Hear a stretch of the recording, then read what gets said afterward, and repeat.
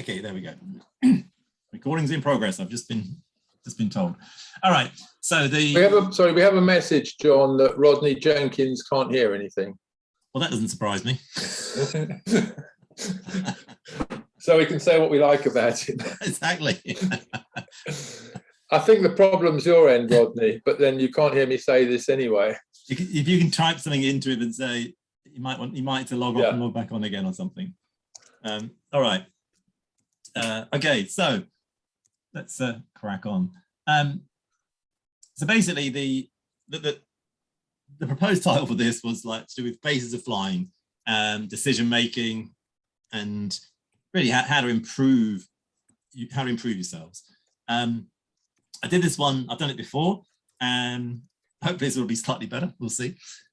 My sort of motivation for doing it is to get you as pilots to start sort of breaking down flying, rather than looking at flying as this whole thing. It's to sort of separate it out, look at it, start making your own analysis of it, and hopefully that'll help you identify where you need to improve your flying, how to fly better, conditions, being safer, etc. So I've called it phases of flying because it sounds quite cool. But other than that, it's just different aspects of it. The four sort of categories I've broken it into, which I would start looking at, is the first one is pre-flight. And by pre-flight, I'm talking pre-arrival on the hill, preparation, various aspects that go into that, which we'll look at in a second. The next stage of looking at is once you're on the hill, is your takeoff and preparing for taking off. Then we've got in-flight and everything that goes along with that. And then we've got the landing. So basically going to take a look at each of these areas, go over some bits to do with it. And then once we get onto the hill side of it, look at different wind strengths, various aspects, safety aspects. We've had a couple of incidents recently. We can kind of discuss those, I think, without getting too personal about it, as examples of how to plan things and how to look and how to predict. But the essence of all this really is prediction. If you can predict what's going to happen, you'll be a lot safer in the air. And generally, everything that goes wrong ultimately was a failure to predict something. All right, so I'm just going to let Rodney back in again. He's booted out and coming back in. All right, so pre-flight. Pre-flight stuff is very important. It's getting yourself prepared to go to the hill.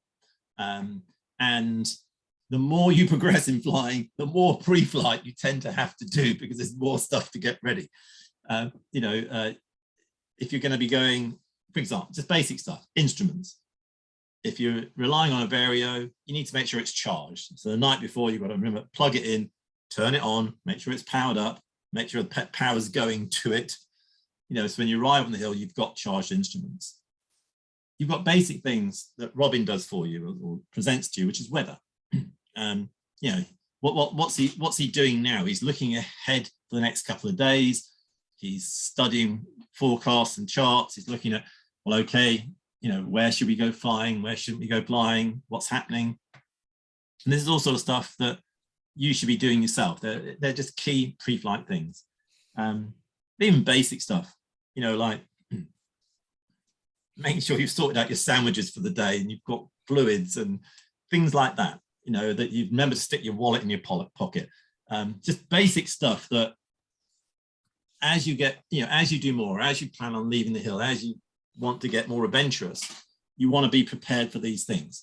So you kind of just, for the pre-flight stuff, you kind of just build your own checklist of things that you need. But it's also, before you leave the house, check various things. Did you pack your helmet? Have you got your gloves? Have you got warm clothes? Did you put your wing in the car? I mean, it sounds ridiculous, but I know people that have turned up on the hill, lifted their boot up, and there's no wing in the boot, and it's still sitting in their living room at home. So, these things will affect your flying for definite. That's got a more humorous side of it, but but things like instruments, I'll repeat it again, making sure you brought food with you, you know, a number of times you see people turn up on the hill and they've not brought any sandwiches and they're going to be there all day. It's a disastrous thing to do because you will get hungry, you will lose attention, you will not be able to fly properly. So little things like that, it all affects what's going to actually happen. As you get more into flying, and as we do various more talks, you'll get more familiar with various weather things, and you'll be able to predict yourself where to go. Like, okay, well, this is a good site. Let's go here. Let's go there. You know, let's figuring out exactly where to go. I'm not going to go too much into that because we'll probably take that. We'll take that as a separate topic, probably when we talk about RASP and things like that. So, so the main thing I'll look at then is actually, obviously, is like on the hill. John, yeah. Can I add one bit to the sort of before you go? Yeah, totally. It's something that I think, I'm not sure if it's covered in the CP yet, but I know it's something that BHPA is tending to bring into the pilot exams, and that's the fitness to fly, the I'm safe acronym. I don't think we need to explain it now, but if you don't know what it is, go and look it up on the internet. It's basically a checklist of things so that you're not flying if you're under medication, had too much to drink recently, or for any other reasons, are not really in a fit mental or physical state to fly safely. No, those are very good points. And they're definitely things that affect your safety in the air, the safety of others. And it is, you do have to consider what it is you're about to partake in, which is you're about to go flying. You're about to be responsible for an aircraft that's leaving the ground. And, you know, it's not the same as going for a walk around the corner. So yeah, sorry, one more person wants to get admitted. So what Robin's saying is relevant in terms of, you know, part of that preparation is, you know, don't get blind drunk the night before you go flying. It will affect you the next day.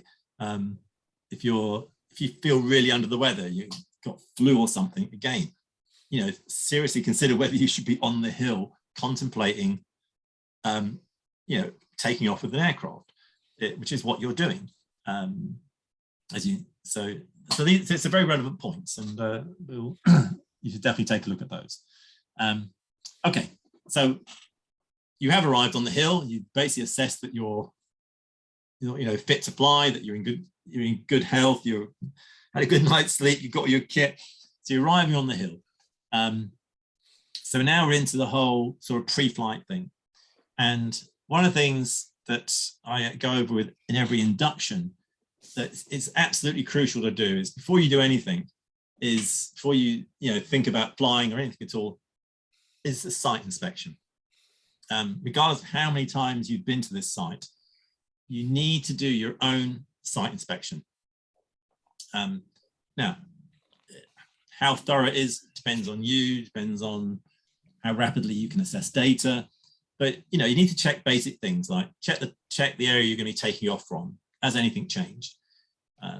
Typically at the dike, this sort of time of year, we turn up and we find there's an electric fence through the middle of takeoff.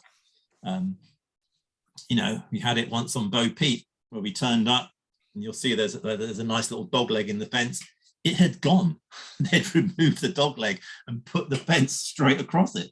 It just happened overnight. We had it at Firle, where currently at Firle there's half at the back of Firle there's a fence. Didn't used to be there. It just suddenly appeared. The farmer fenced it all off. So these things happen. Sites are not constant.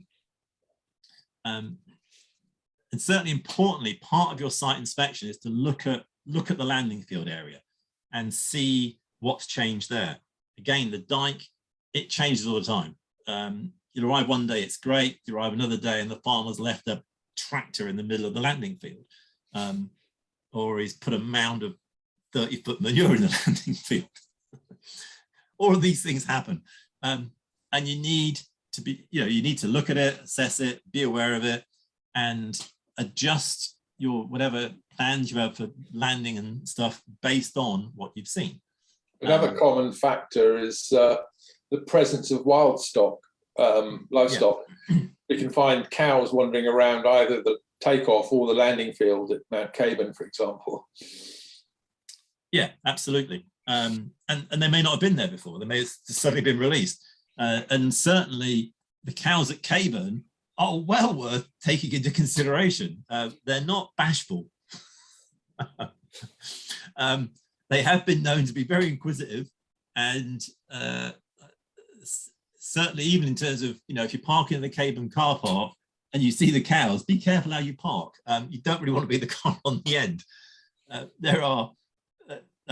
It won't be the first pilot to come back to find his lost a wing mirror and stuff. I think the worst case I know about was actually in Selsley near Stroud, where someone came back at the end of a day's flying to find that whatever was going on in his car, I don't know, but it attracted the cows and it was basically trashed. He had sort of multiple cows just like basically sort of grind themselves against his vehicle, and it scraped most of the paintwork off. It was like a complete disaster. So it doesn't directly affect your flying, but it certainly may affect your mental attitude at the end of the day. But do take into account the cattle. They will, they tend to be quite over in our sites for some reason, and rather than run away from you, they tend to run towards you. So be aware of it. I think we was flying in Wales with someone, and we landed out in different fields, and one of the guys got knocked flat over by a sheep. He landed, and it just charged straight at him and just bowled him straight over. Took him, knocked his legs out from underneath him. So, do take care. The flip side is, particularly if the livestock in the field, if they put horses there, then avoid it like the plague. Just never land where there's horses. So part of the site inspection is looking at what's in the fields. Do I need to adjust where I'm landing? Do I need to change what I'm doing? So that is all part of your site inspection. Your other thing is just looking at, have the trees, the bushes all grown on the slope? Is how long is the grass? Are you, if you're contemplating a slope landing, how safe is it? Is it obstacle free? Can you actually see what you're landing on? We have, as you probably know, we don't recommend people slope land early on in their flying, because it is one of the trickiest things you can do. So, but that's part of your site inspection. So spend 15-20 minutes, have a walk around, have a look. Don't be in a rush. When you rush, get your wing out and fly. Take the time to have a good look around, and make yourself aware of the hazards. Where there are fences, where there's rotor, where there are dangerous things. One of the classic ones for pre-flight is high and over. When you arrive in the car park, it's worth noting how strong the wind is on your back. The rotor there is phenomenal. You will get, like an easterly wind, you will get a westerly wind in the car park from the rotor that comes over and blows back again. And you can usually get an idea of how strong it is based on how strong the rotor is in the car park. But that's just part of you haven't even started flying it. You just stepped out of the car and you can get some idea of what's going on. So anyway, so the key thing is site inspections. Mainly, don't be in a rush. Don't think, I've got to get in there, I've got to get in there. Take the time to inspect the site, see what's happening. Part of that might be if there is someone else in it, what's happening. Are they flying easily? Their wings bouncing around, does it seem smooth? What's happening? So obviously part of what you're assessing as well is, which is very key, is wind strength. And one of the questions that I'm sure Robin gets asked, I know I get asked it all the time, is people say, well, what's an ideal wind strength to fly this site? How long is that piece of string? I classify winds as follows. In the mid-range is what I would call okay wind. Now, okay wind is where you can comfortably keep your wing above your head ground handling. And that's your okay wind strength. If you can ground handle, keep the wing above it, and you're comfortable with doing that, then regardless of what that wind speed is, that's your comfort bracket. For some it might be 8 miles an hour, for some it might be 15 miles an hour. I don't know. It depends on your wing, your skill, all sorts of things. But it's an easy measure of, you know, are you comfortably ground handling? Great. For you, it's probably good, comfortable conditions. Light winds are ones that you cannot keep your wing above your head on. Basically, you know, you bring your wing up, once a day, it falls back down again. And I prefer, you know, rather than saying, well, light wind is from 0 to blah miles an hour, it's to do with you, your wing, your ground control, how you handle things. Strong wind, now obviously if it's not blown out, but strong wind is where you kind of think you might be able to fly, but you cannot ground handle. You know, you see other people launching, they're kind of getting the wing above their head and being dragged around and lifted off, and this, that, and the other. So some people are getting off the hill, but for you, can you stand there and ground handle? No, it's like you're being dragged, blown, etc. So that would be strong conditions. Thrown into all this is gusty conditions, which generally it's rare you get nice smooth air unless you're kind of on a cliff. So the other thing to factor in is the change in wind speed, where it can go from, yeah, that's great, to and you're being hoofed off your feet every sort of 20, 30 seconds. So you will, you know, all of these wind conditions you will see on the hill, but it will give you, this gives you something where you can assess your own degree of skill and what you can fly in on a hill. And, you know, basically, if you cannot ground handle because it's too strong, then don't just put your wing away. You know, don't think about flying. Don't think about an assisted launch. Don't think about, well, maybe you can sort it out. It's like, you know, if you cannot ground handle, don't fly. It's as simple as that. By all means, go find somewhere to practice your ground handling in those conditions, and then get that sorted out. But you know, never think about launching if you cannot ground handle. You're just setting yourself up for trouble, for an accident, you know, for something to go wrong, basically. So, in terms of taking off, so basically what I look at is, so you've done your site assessment, you've looked at the wing, you've looked at the wind. The other thing that tends to drop out is, you know, when you're in school, every day you do your meticulous inspection of your wing. And as you fly for longer and longer, the time you spend checking that wing goes sort of like down to, from, you know, you spent 10 minutes doing a thorough check, you ran all the lines through your fingers, you look for breaks, you check for rabbits in the back of your wing, whatever you do. It gets down, oh yes, yeah, look, that, oh yeah, it felt good, I'll take off. Be careful with that. You know, minimally take the time to make sure that you don't have tangled lines, that you don't have knots, that you know, that the risers are clipped onto your carabiners the right way around, so you don't have twisted risers. You know, you do have your speed system connected, your reserve is firmly in place, the handle isn't about to fall off. These are probably the most common things that occur, and we will see once it gets busy. It's almost not unusual to see almost once a week somebody with a reserve handle dangling from their harness because they hadn't checked it. It got caught when they landed. Something grabbed, you know, it got nicked as they pulled it out the car. Something happened.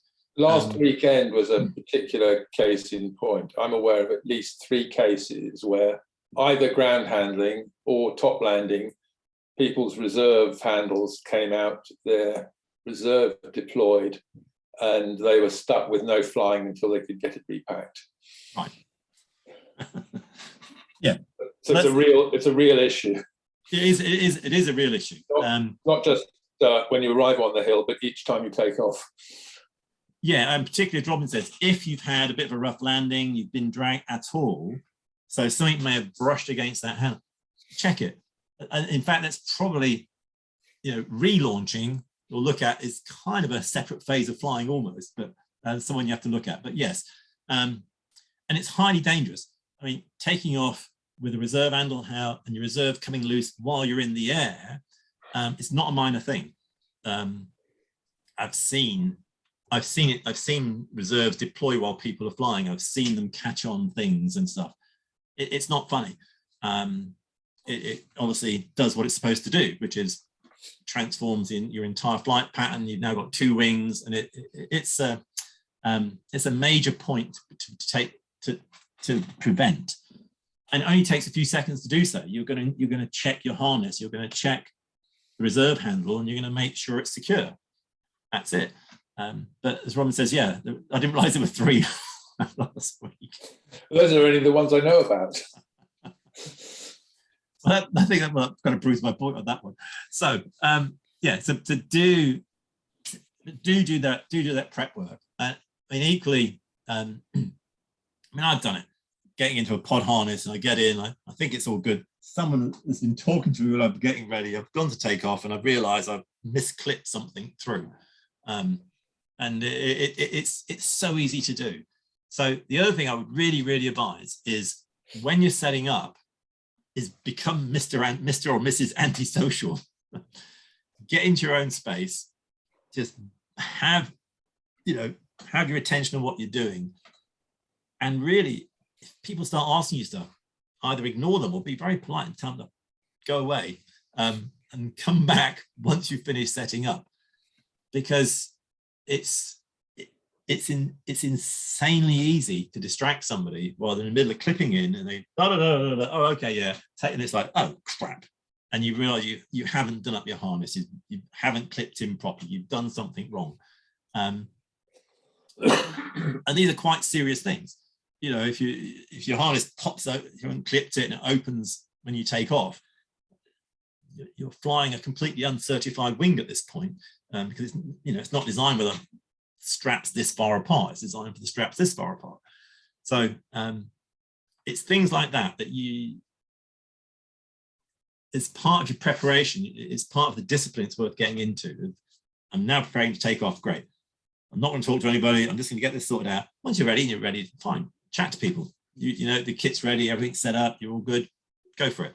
But it's equally, if you see somebody setting up, don't go and talk to them. Just let them finish setting up and then have a chat with them. All right, so basic preparation. So there's some of the stuff that can actually just go on while you're while you're getting ready. So basic things like, so once you're ready, you're set to fly. It's always worth doing a little bit of ground handling before you take off. Why? So you can actually check that the lines are clear, that there's no twists, there's no knots. It's actually, the wing is good.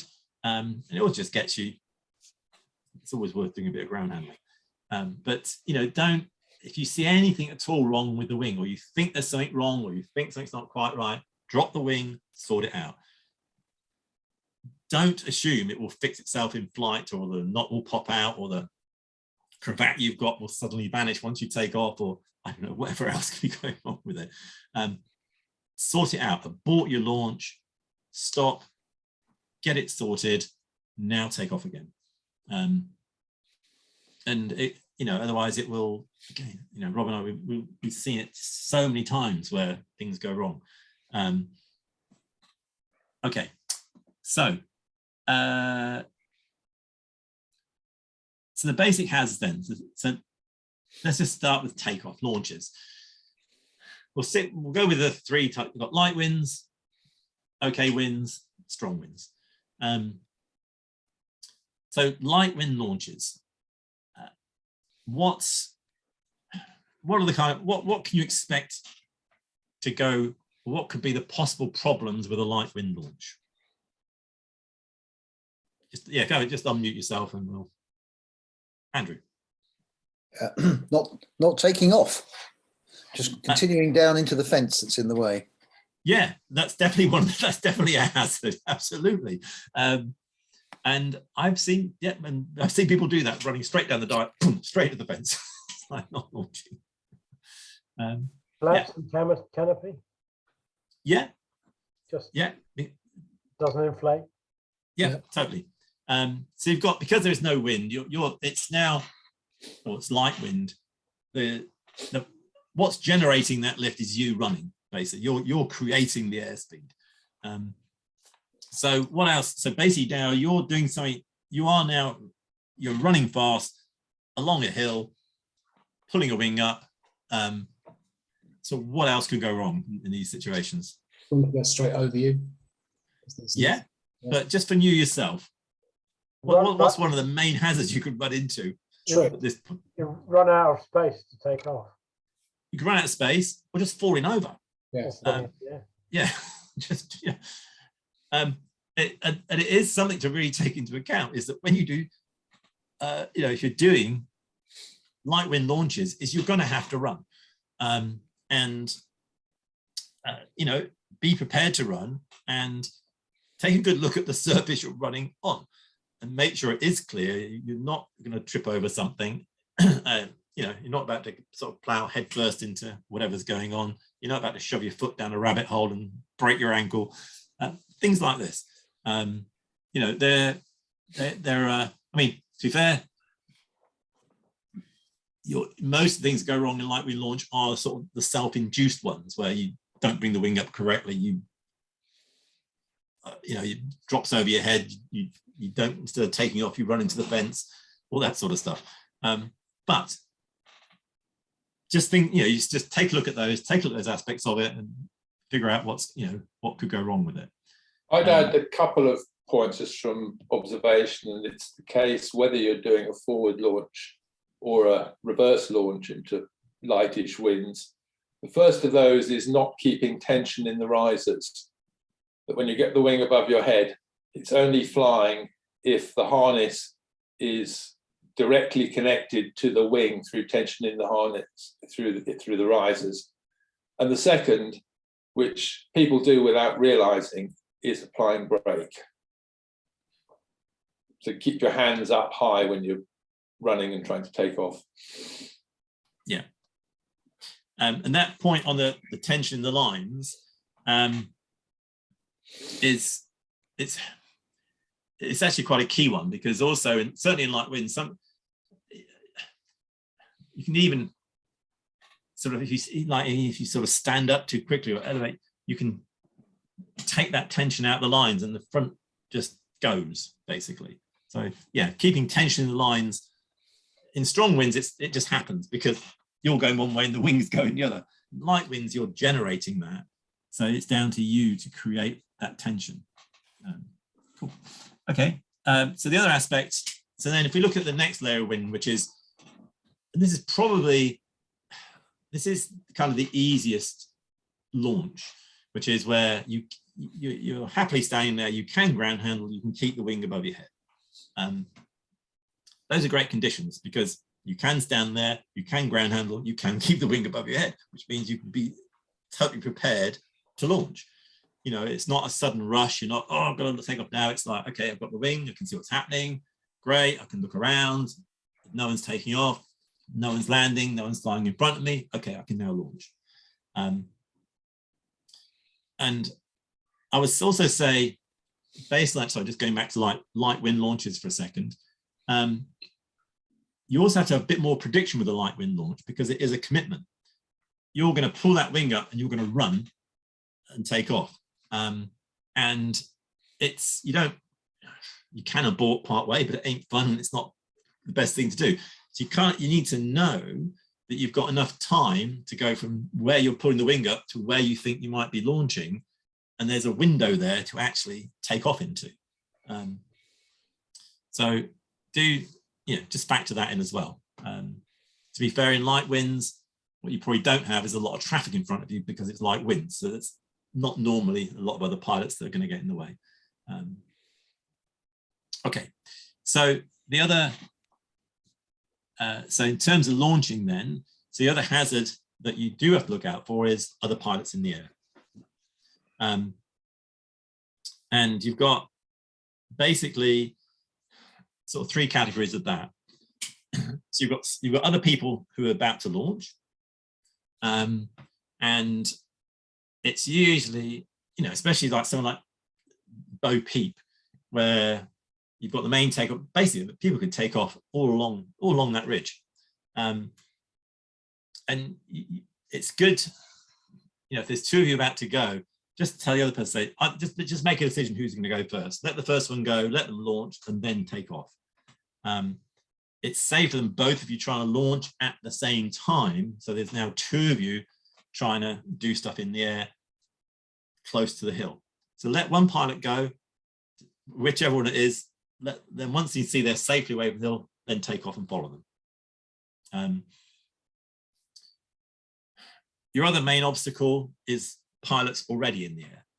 And this is probably, I think, possibly one of the hardest things to sort out when you first start flying, is working out what kind of gap you need between pilots flying across takeoff to actually be able to launch. And that's something that will change as your experience changes. But for yourselves, you basically need to observe, like, what's the flight pattern, what's happening, where are people turning?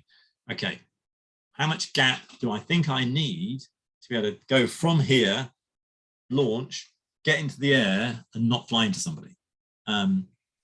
And that's, again, it's no like, well, it's 5 seconds, it's 10 seconds, it's down to you, your wing, your reaction time, your skills, etc. Point, John, which I often try and emphasize to people on the hill, is when you're about to take off into ridge traffic, before you go, decide, am I turning right or am I turning left?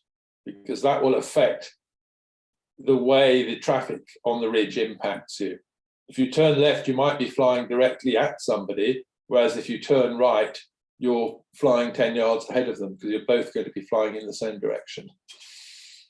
Yeah, that's a very good point. So assess what's happening. And again, it's very, very site to site.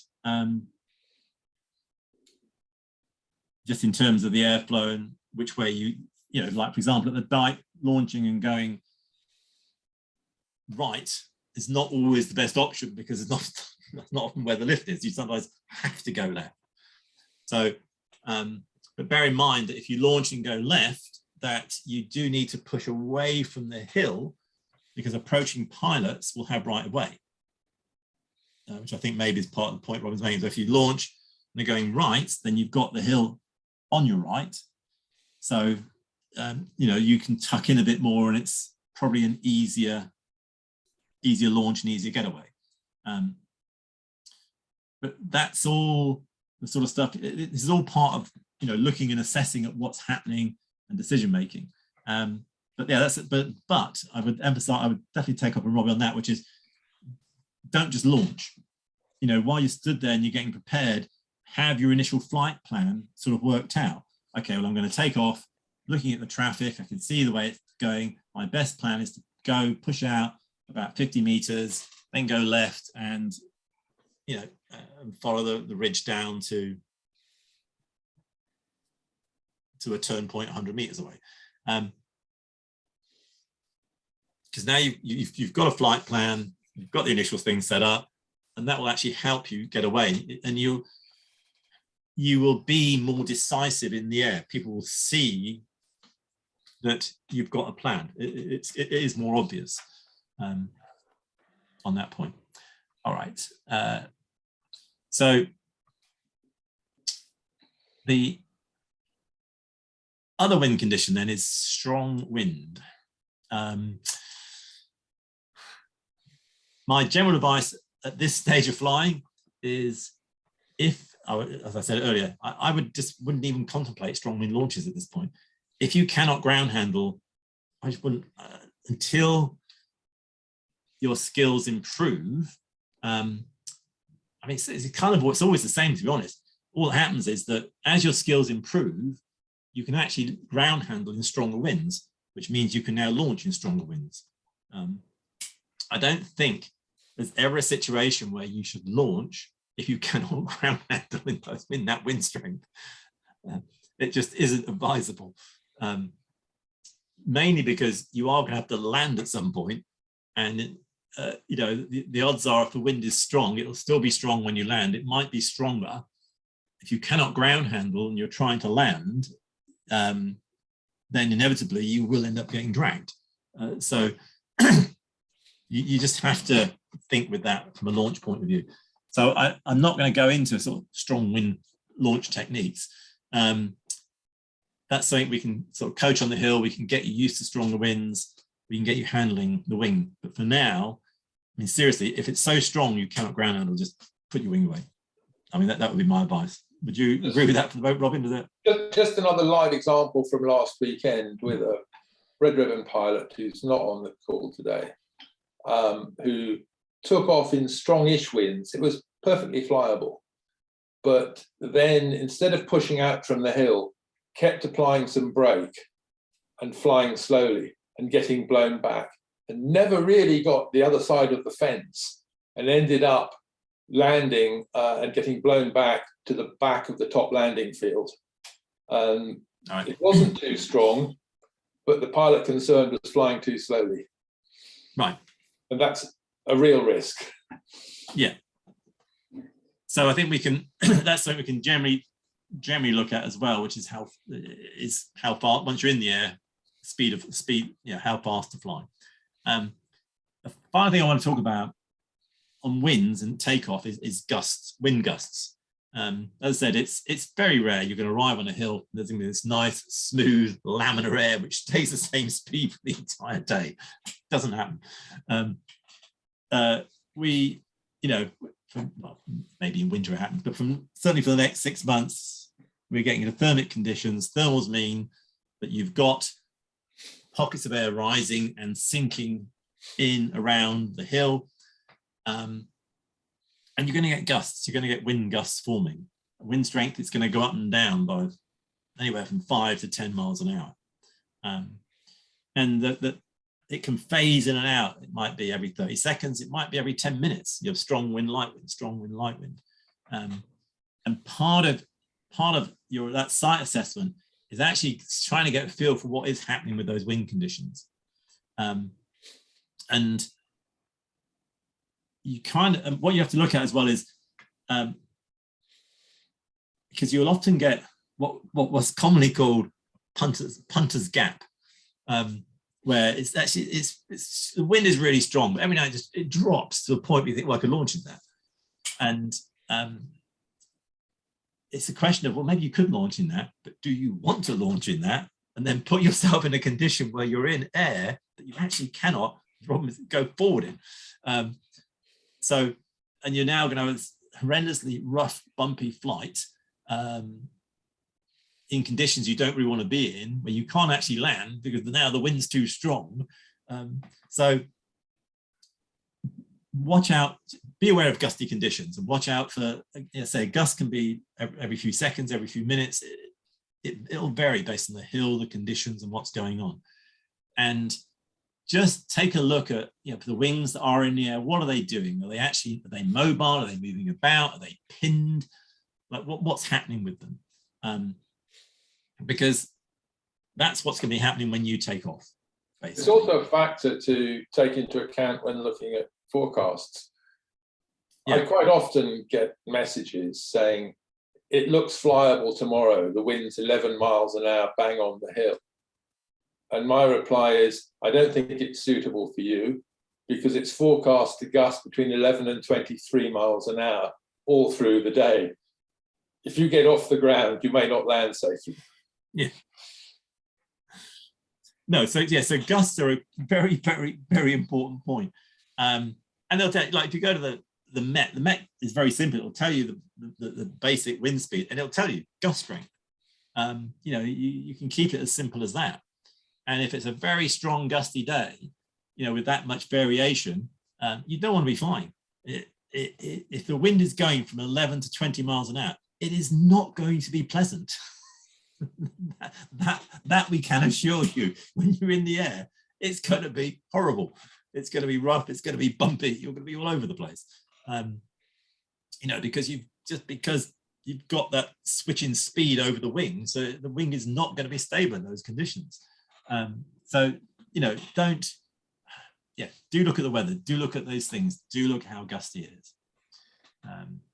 All right. Any sort of questions you've got just on that phase, like the prepping to launching phase, before we sort of talk about in flight and active flying and stuff?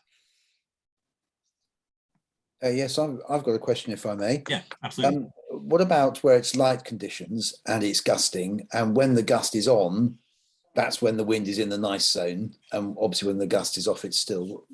What's your comments on that? Well, okay, so if like when it gusts, it's like the maximum gust speed is say 8 miles an hour. So it's easily handleable. Mm-hmm. It's still going to be probably slightly rough in the air, but it's not going to be the same as going from like high speed, like from 10 to 20. I would say if it's light wind, the occasional gust coming through, yeah, you'll probably use that. You'll probably use that bit of gust to actually get the wing up and take off. I would say prepare to bottom land. Yeah, definitely prepare to bottom land. I mean, in those conditions, bear in mind that if you do take off, as Robbie says, you won't be soaring. So it might help you launch. The reason that we would normally launch in those conditions is because we've seen a bird going up. We've seen some indication of some thermic activity that it's worth flying out to see if we can get up in. This is not, what you do know is these aren't soaring conditions. There's no point taking off and turning left and flying on the ridge, because you're not going to fly on the ridge, you're going to go down. So in that situation, be prepared to, if you do launch, just to push out. Because now what you want is height above the ground. You don't want to be in close, because you've got no flight time. You're setting yourself up for a slope landing. By pushing out, you do stand to catch something. You stand to find some sort of thermic activity, something happening away from the hill, and you give yourself a chance to get up. But we're now into quite skillful flying. It's probably not huge, probably not strong thermal. You've got to be used to working light thermals. This is getting away slightly from your question, to be fair. So in terms of should you launch in light conditions with some gusts coming through, again, as long as we're not talking about massive 20-mile-an-hour gusts from nothing to 20 miles an hour, then yes, it's going to be fine. That little bit of wind is going to help you get the wing up. It's going to help you keep it above your head. It's going to make the launch a bit easier. Thanks. Okay. Sometimes those thermals will, sometimes those gusts will be prompted by thermals. And in that case, it's a good time to launch, because you've got a thermic cycle and the thermals are starting to come through. Yeah. It's one of those ones where you'll see when you're on the hill, and we're going to get a bunch of them coming up. Once you sort of get to like May, June, July time, hot day, very little wind, and you'll see some of the better pilots that they'll launch. You'll think, why did they launch? What have they seen? And they would have seen something. You'll see them push out. You think, oh, bottom landing, and then they'll start to work this thermal. You'll see them going around, and then they'll slowly work their way up. But equally, they'll tell you they've done that 20 times, and 18 of them they bombed out, walk back up again. So I would say, if it's a light wind day, be prepared for some walking. If you're prepared for some walking, you'll get flying. If you're not prepared to walk, you'll probably sit on the hill all day and not fly. But that's kind of okay. So launching. So you're taking off. I mean, I would just stress. I can't stress enough that when you are about to launch, have a good look round. Especially for our sites where our takeoffs are also our landings. We don't have, generally we don't have separate. It's not like, well, this area is a takeoff and this area is a landing. So you do need to have a good look around and make sure there's no one, certainly before you pull your wing up, make sure no one's about to come into land. So have a look around, make sure your airspace is clear, not just what's in front. Have a look at both sides, and now bring the wing up. But take the time to do that. So there's and our sites do get busy. I mean, I cannot stress enough how important it is to have a good look round, because you will have people coming in from all over the place. You know, if you're at Bo Peep Dyke, one of these places, and there's 100 pilots there, you might have 10 pilots all coming into land at a similar time. So do take the time, have a good look round. So before you bring that wing up, before you be prepared to not bring the wing up, basically get it on the ground. Someone's coming, great, let them land. Okay, off you go. All right, so I think we've covered that aspect of it. In flight. So let's look at various things that can happen while you're flying. And one of the things I want to talk about is, because you'll come across this term, it's called active flying. And what is active flying? Active flying is almost it's almost a misnomer. It should almost be inactive flying, as in what you're trying to achieve is less input, not more, while maintaining more control over the wing. Active flying isn't continually making adjustments to keep your wing flying. It's actually getting to a point where you're making smaller and smaller adjustments to keep your wing flying. So how do we get to that point? What is active flying? Why do we do it? How do we get there? Active flying is basically responding to the air conditions while not overreacting.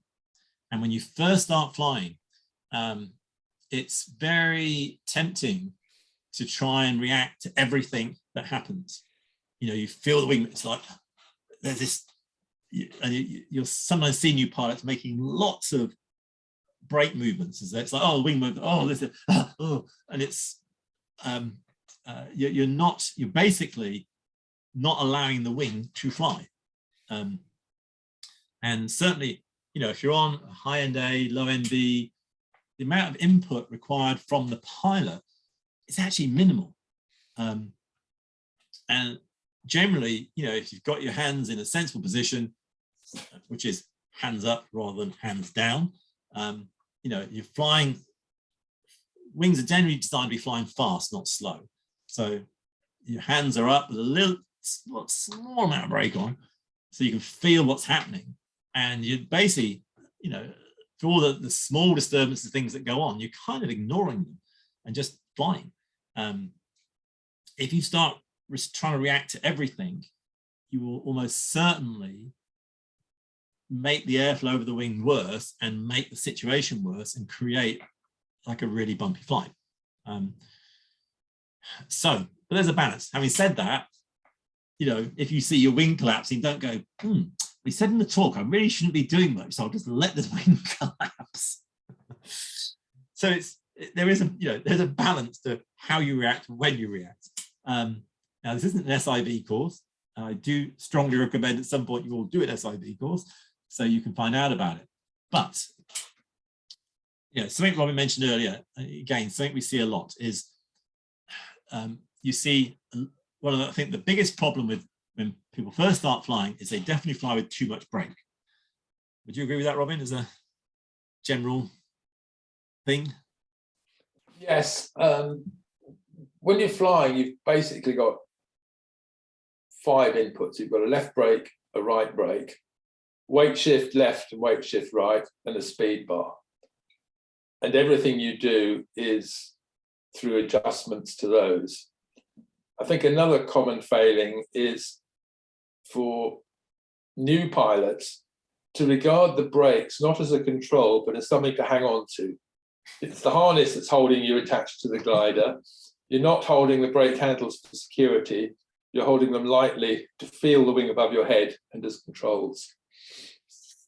Yeah, and I think on that point that you raised there, Robin says holding them lightly, and that's a real key thing. If you part of active flying is learning to relax. It's actually, you know, if your arm is tense, you will I mean, you can try it. Tense your arm, and you don't get the degree of sensitivity you need from it. If you're like tense and flying, you're not going to feel what's happening with the wing. You actually need to actively tell it, right, relax, arm relax, shoulders relax, relax. So you actually have, and you hold the line, you're actually holding the brake handles quite lightly. And now you become quite sensitive. You can feel what's happening. And you get a lot more prediction as to what's happening. It doesn't take you by surprise. So I think the key things about active flying is, one, generally fly faster. Two, as Robin says, they're not safety handles. You know, they're steering devices. Use them to steer with. And three, assuming you're not getting big collapses, let the wings sort itself out. The wings are very well designed. They're actually designed to recover. They're designed to fly. They're actually designed to stay airborne. And it's usually what causes the most problem with the wing is the pilot, to like overcompensating, overreacting, and making whatever's going on worse. So I would say the key thing to look at when you're flying is just learning. It's just working on, you know, a lot more finesse, a lot more lightness in your touch on the brake handles. So, you know, if you find you're grabbing like this, then don't, you know, relax your grip on it. Find a way of just holding them in a lighter fashion.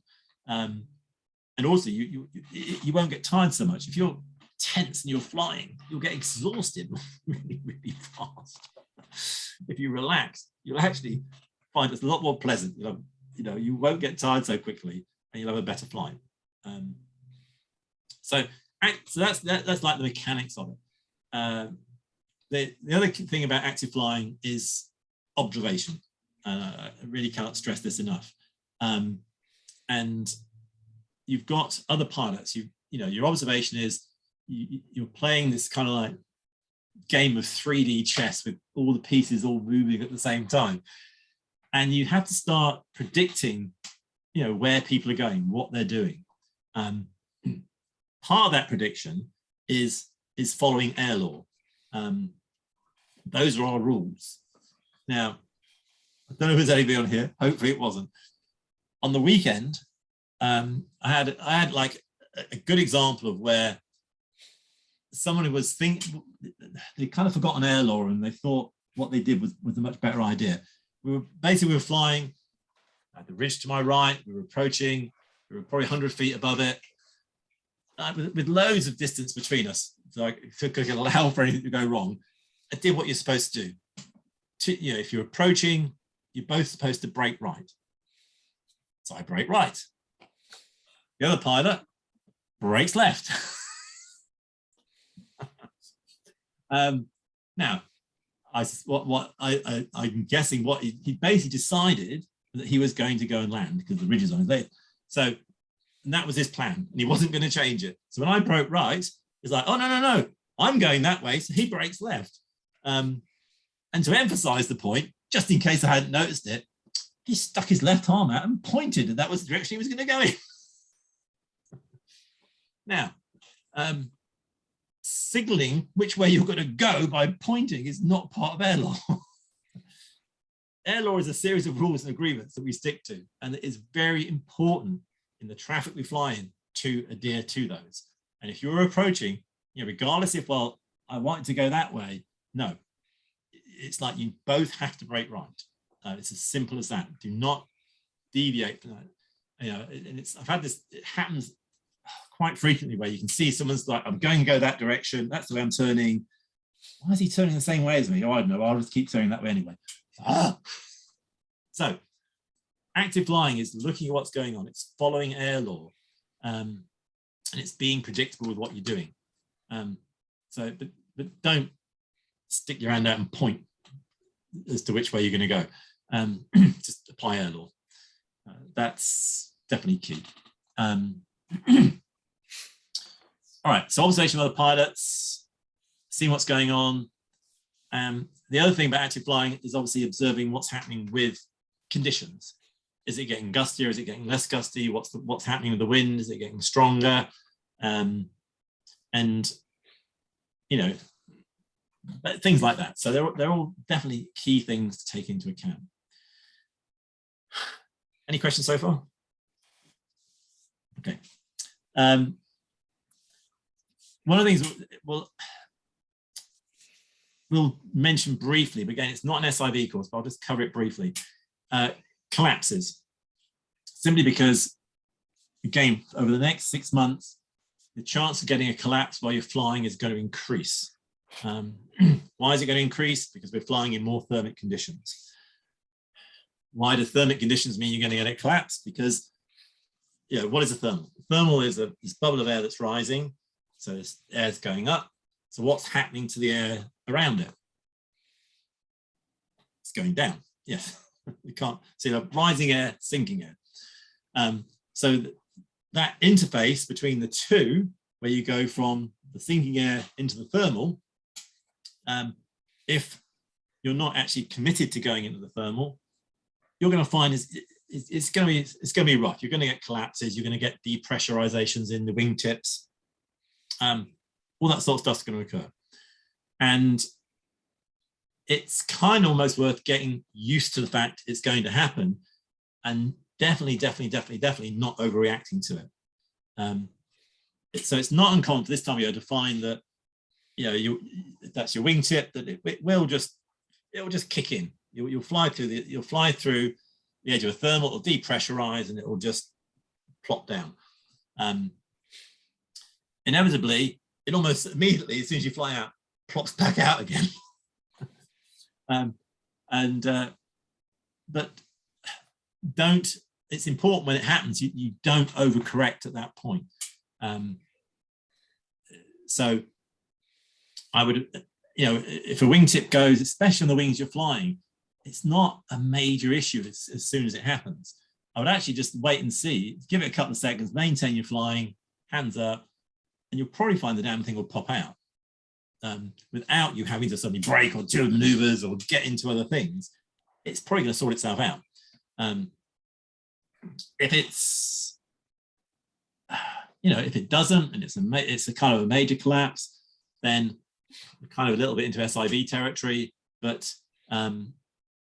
the basic, do you all know what the basic handling for an asymmetric is? Anyone not know? Fly the side that is still inflated. Say it again. Kind of weight shift into the side that is still inflated. Was it? Yeah, I mean, essentially, if you think about what you're trying to do is maintain direction. So, if okay, let's think of the mechanics of it. So if this side of the wing goes, what's the tendency? So that's your wing, this side collapses. So which ways, what's the tendency is for it to turn into the collapsed side. Just because it's like you've suddenly broke on this side. So the tendency for it to do this. Weirdly, as I say, if you're flying high end A's, low end B's, it's not a huge tendency. You're not going to suddenly go into a spiral when you get a collapse. If you actually, you don't need massive weight shifts or thing. You'll actually find just a little bit of weight shift. Maintain your course direction. That's the key thing. Don't allow the wing to go turn. Just a little bit of weight shift towards this side, which is inflated. Maintain your course direction. If the wing then doesn't pop out, which it might do, it's a couple of deep pumps to reinflate the wing, basically. But I think for most of the wings you're flying, I think you'll find if you maintain course, you'll hear it snap back out again. That's the most common thing that occurs. But the real key thing is don't panic. The worst thing you can do is panic, and you go, oh crap, did he say pull this brake, pull that? Oh, I don't know what to do. And that's where things go wrong, because now someone overcorrects and this asymmetric turns into a stall and the wing goes all over the place. You've got two types of collapse that you might encounter flying around thermals. You've got the asymmetric collapse that John talked about, which is where usually part of the wing is in rising air and another part of the wing is in the sinking air. and the sinking air side, the tip will collapse. And that's where maintaining a straight course is important. The other is a full frontal collapse, where if you fly through a thermal and the leading edge as a whole falls out, you may get a tug. Probably that will just bring itself out.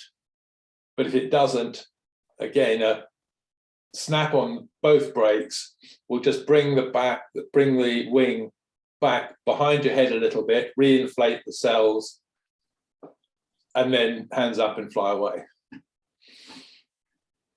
Yeah, but again, it's not. Don't overreact. I can't stress enough. Do not overreact. We've both seen people, enough instances where you see a collapse and the person overreacts, and the wing goes from, and it's heartbreaking because you see the wing almost about to recover. The wing has gone, okay, I know what I'm built to do. I know how I'm supposed to fly. I'm going to straighten myself out. And just as it's about to do it, it goes, whoa, and sort of slams a brake on the other side to correctly go, oh, crap, here we go again. You'll see the wing just come to straighten up and you go, whoa, put the other brake in. And you get this sort of cascade effect where you think, oh, for fuck's sake, just do nothing. It'll be fine. Put your hands up and the wing will fly. And, and you watch people do that all the way down to the ground. And I'm smiling about it, but it's not funny. When you've seen it happen several times, and each time you're like, you often see people shouting, hands up! Because if you don't know what else to do, putting your hands up is probably the safest thing to do, because it will allow the wing to fly, basically. So all I will say is, in terms of active flying, be aware that you are getting into rougher conditions. You are getting into thermic air. That is going to be happening now over the next 6 months. Do talk to people on the hill before you fly. Get an idea of thermal strength. Get an idea of what's happening. And the key thing is, do not overreact when you're in the air. Expect something to happen. When it happens, say, okay, yeah, collapse, no problem. Just maintain my course. Oh, pop it out. Great, I'll carry on flying. That'll be it. It'll be over and done with in a matter of seconds. End of story. Nothing to write home about. All right. A good bit of advice for flying in spring thermals as a low airtime pilot is to try and get your flying done either earlier in the day or later in the day, and avoid that period when the sun's at its highest and hottest and the thermals are at their strongest. Yeah, absolutely. Mike, can I ask? Yeah. So you're talking about, how do you know you've got a collapse? Is it obvious? Can you feel it, or do you have to look up and see it, or will suddenly the wing go? If you're okay, very good question. Assuming that you're not tense like this while you're flying, and you actually learn to relax and feel the wing, yeah, you'll feel it. You'll feel it. You'll feel there's something. A collapse is what the pressure's gone out of the wing. So suddenly you'll notice this drop in pressure on one side or the other. It is always worth a quick look to see what has happened. In fact, always look to see what's happened, because just to make sure that yes, that it is an asymmetric and it's not a frontal.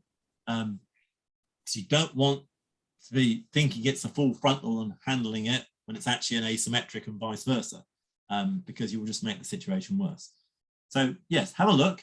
Quite often by the time you've looked, you won't see anything because it's popped out again.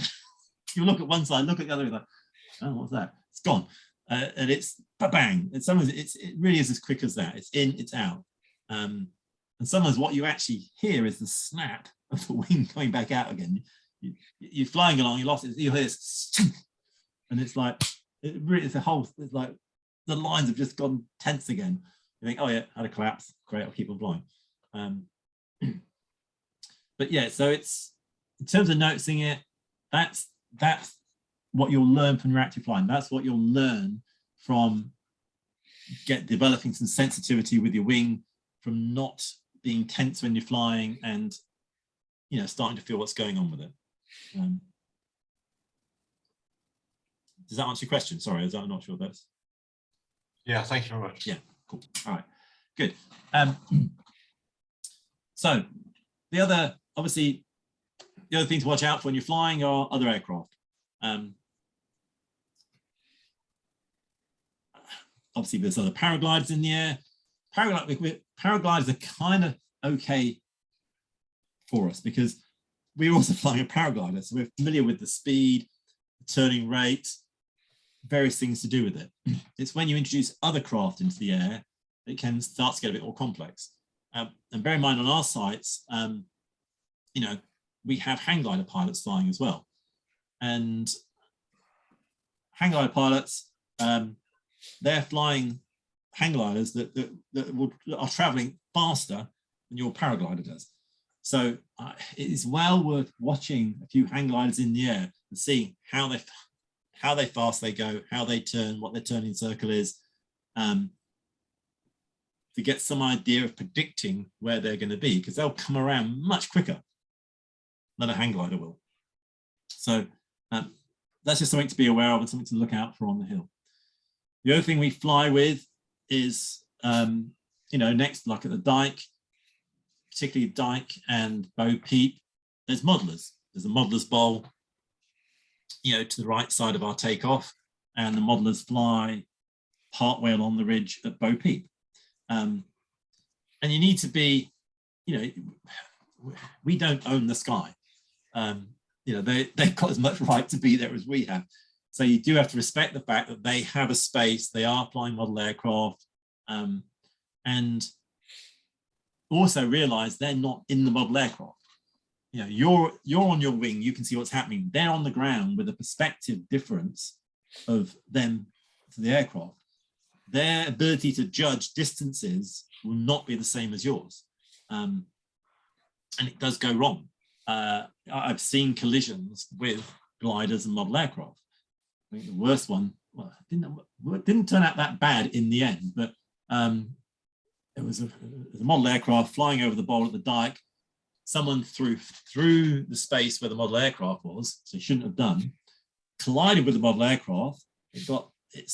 The wings of the aircraft actually lodged in the lines of the paraglider above the guy's head. And I watched, he basically had to fly all the way down and bottom land in the landing field with this reasonably large wingspan glider stuck in his lines.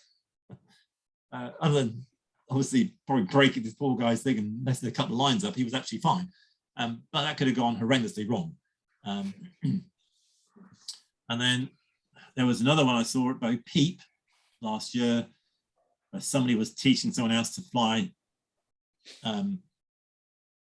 model aircraft, wasn't really paying attention, and they actually flew this damn aircraft into someone's wing and it bounced off the canopy. Okay, fortunately, it didn't affect it. And then I had a very near miss with it where I was flying, and they decided that they obviously had their perspective out and they thought they could come in front, and they almost took me out of the sky. It came straight at me. I had to do like some extreme maneuvers to get around it. I did then land and speak to them politely, and they weren't aware of it. It was like, oh, didn't know, mate. It was like, oh, nearly killed me. You should know about this. So, you know, so watch out for model aircraft, because don't assume they're going to stay away from you. You know, stay away from them would be my advice.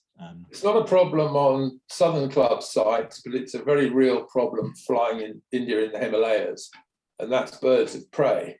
Oh yeah. The Himalayan griffon vulture has a wingspan of about 9 feet, and they fly around only looking at the ground, trying to find their next meal. They don't know anything about air law. They thermal whichever direction they want, and they do tend to fly into paragliders. And if you've got nothing better to do, Google Russian paraglider pilot crash eagle, and you'll learn language that you've probably never heard even in school. And also, I mean, it's a slight aside for this, but I have flown India. I have flown with these vultures. The other thing they do, which, okay, it's not going to affect you, but it's an interesting story. They wing surf. They actually use the wake of the wing, and they'll hover above the wing and glide with it. And because they're relaxed, they drop down their legs and they flex their talons. And you see them soaring about this high above someone's wing, their claws doing this over someone's wing. And you're like, oh my God.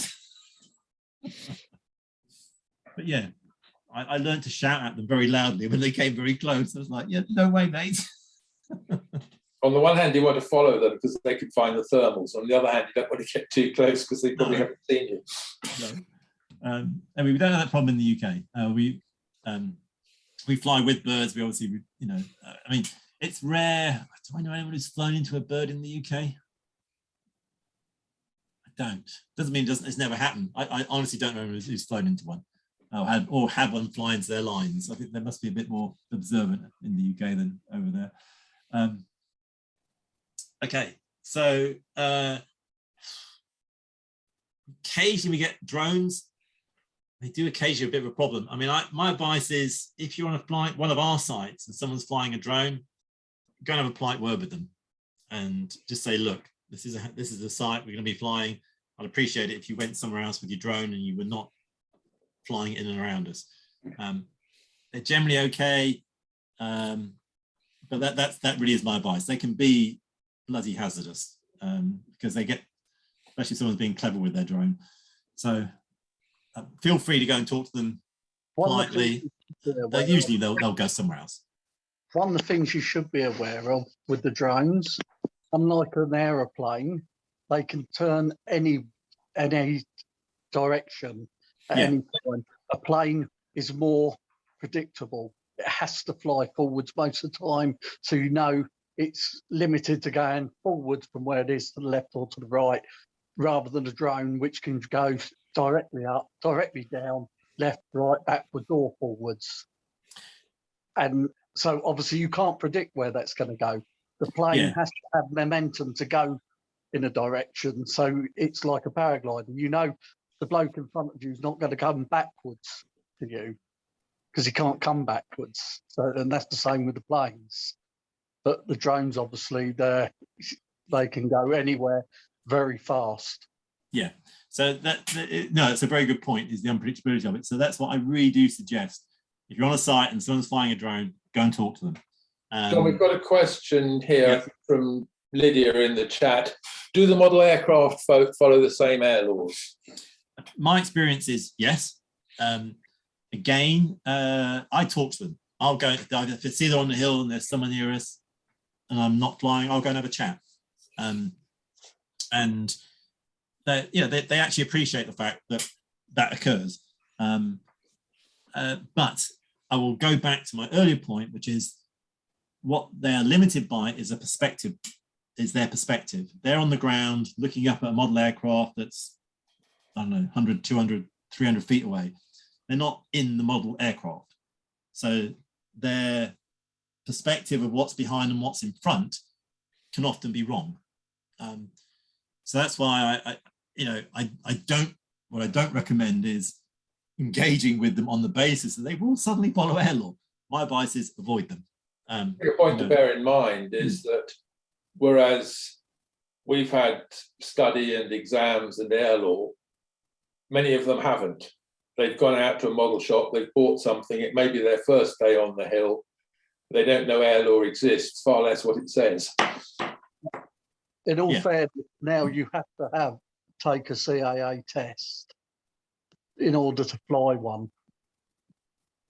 Any model aircraft?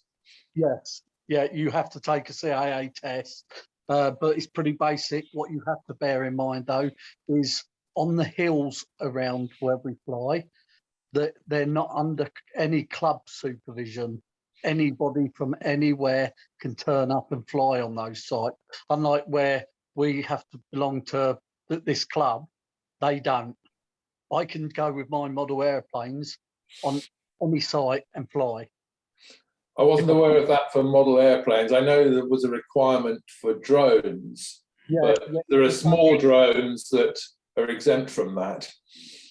No, not anymore. They're not. They're not exempt anymore. Okay, I sold mine a while ago. Yeah, there used to be a 250 gram weight limit on them. That is fine, but it just got stupid and they couldn't really enforce it because it actually makes sense to enforce it on all of them, because then you can't argue, I thought this, I thought that. Yeah. So, but I was still, which is fine. But as we know, you know, you're still going to get someone who's going to go buy one and fly it, who won't bother taking his test, who won't bother following rules. Who, yeah, you get plenty of them, believe me. yeah, I know. So my advice is avoid them. I mean, sorry for that, but do what I said. Have a chat with them. Have a talk on the ground. Don't just get upset with them. Go have a chat. They may not understand. And most people, you have a chat, you go through, they go, oh, okay, got it. And they will go somewhere else. Is that the air law point the case for model sailplanes that are not powered? Yes, yeah, exactly the same. No differential on them at all.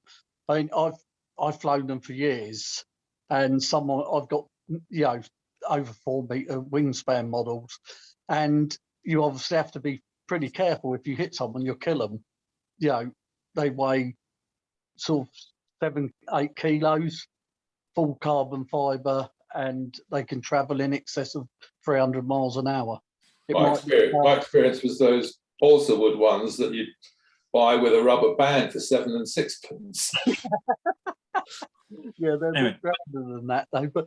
But no, a lot of the people do not know or understand how dangerous their plane can be when they're up on the hill. And that plane, my plane, if it hit your paraglider, would destroy it.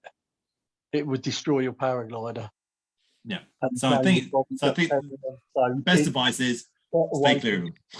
Yeah, except the fact the idiot is going to fly into you. I fly both, but there's bad people in all things, in all walks of life. I've been flying a model up the dike, and they've been flying over our side paragliders in the past.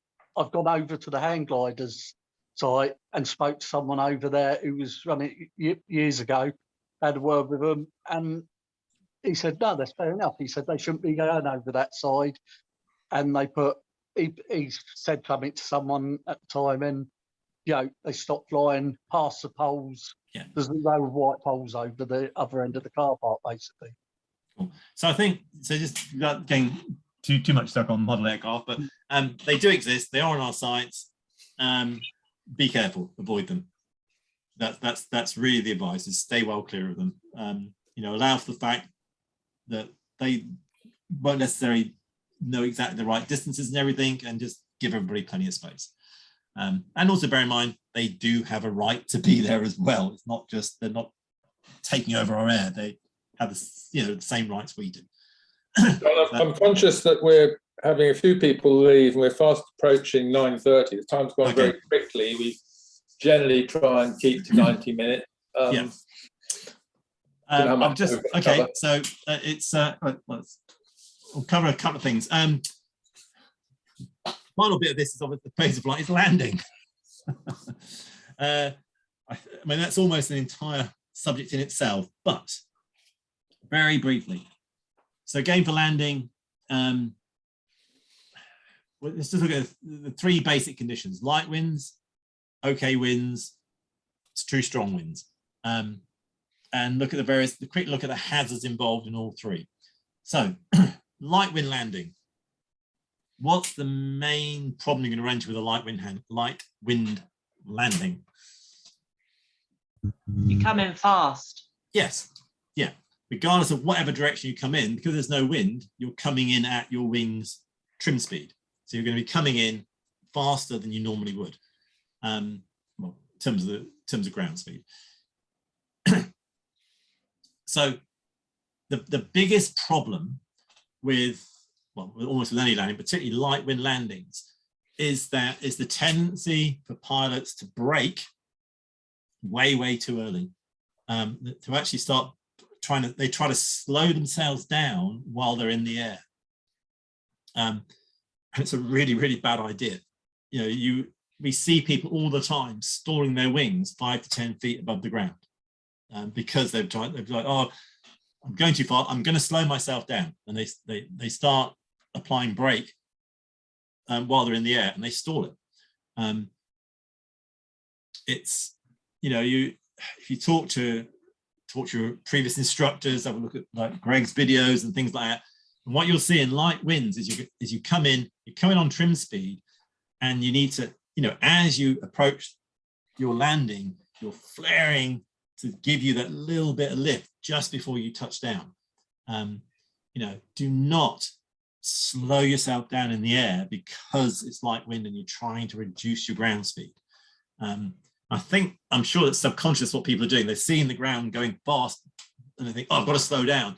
So they start applying brake. And it's a really, really, really dangerous thing to do. And it's probably the most dangerous thing about light wind landings. So yeah, so in light winds, you'll be going faster. You might have to be prepared to run off, you know, to basically run off the speed a bit when you land. But if you actually get your flares sorted out just before you touch down, it controls it really well. I think, but the real key thing I'm just going to stress again and again is do not slow your wing down when you're 5 to 10 feet above the ground.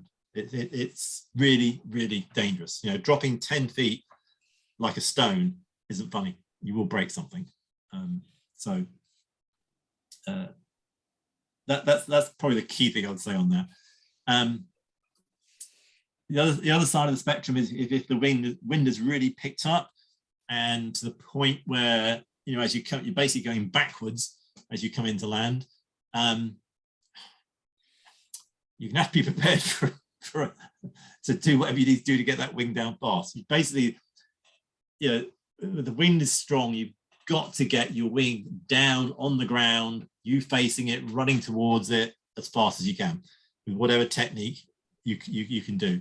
You know, do not, in strong winds, land with the wing above your head facing away from the wing. You know, it's like turn, get that wing down, run at the wing, like run out as fast as you can, and that will kill the wing. What you don't want to do in strong winds is fight it. You know, the worst thing you can do is the wing drops, it's pulling away, and you pull against it because you're going to tension the lines and you're going to put it back in a flying position and it will reinflate. And you'll see this happening where it comes down, someone pull on the lines instead of running at it. So they tension the lines, the wings, the inflates a bit, the air catches it pretty much in the nice power zone, it just drags the person, and then you see them fight, drag, fight, drag, fight, drag. And the handling is just run at the wing, run at it as fast as you can, basically, and you will kill it by doing that because there's no tension. It cannot fly then. I think that's probably the most important thing I can say about, you know, handling if it's really strong wind is don't dick around with it. Anything you want to add to that, Robin? Just as a if you see someone else doing that, there are two things you could do. One is to grab the lines of that glider. That's not a good idea because it will probably take your fingers off. Try and grab one of the wingtips. Yeah. Yeah, if you see it happening to someone else, you want to help them from your personal point of safety, never, ever, ever, ever, ever grab the lines. Even with gloves on, it's, you know, if they're going fast, they'll slice through things like really easily. Insanely painful, don't do it. Try and grab the material of the wing and just haul on it and jump on it and stop it from going anywhere, basically. That will kill it nice and effectively. But from your point of view, yeah, just run at that wing. You're just trying to kill it as fast as you can. Do not fight the wing in the wind. It will always win, basically, and you will get dragged. So that's probably quite a fast summary, but yeah, I think those are probably the major things about light winds to strong winds. Light winds, do not overbrake. Strong winds, get it down as fast as you can, face the wing, run to it, kill it, stop it from reinflating. Okay. All right, I won't. So basically, that's pretty much what I wanted to cover. Has anyone got any questions on what we've gone over? Anything you want to cover quickly or go through? There's a ton of other stuff we could go over. I don't want to cram it into one evening. So, but for the new guys, if you've got questions, feel free to ask. This is for you. It's to help you with your flying, help you get in the air, help you fly more safely. So if you've got stuff you want to ask, then please feel free to.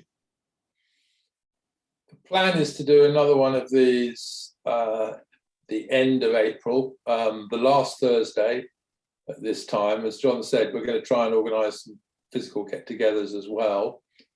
And there'll be a series of, I think, probably ad hoc topics based on questions that people have raised, and some regular topics